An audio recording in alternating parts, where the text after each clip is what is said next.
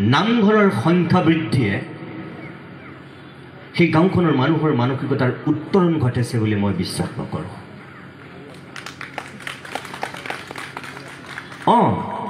যদি সেই গাঁওখনত এটা লাইব্ৰেৰীৰ পৰা দুটা লাইব্ৰেৰী হৈছে, সেই গাঁওখনৰ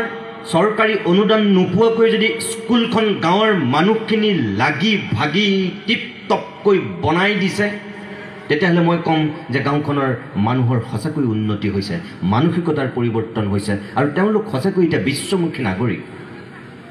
কিন্তু একেখন গাঁৱতেই যদি 120 ঘৰ মানুহ থকাৰ পিছত প্ৰথমতে এটা নামঘৰ, তাৰপিছত যদি দুটা নামঘৰ, আৰু তাৰ পাছত যদি আকৌ কোনোবা সংঘ, কোনোবা বামুণীয়া,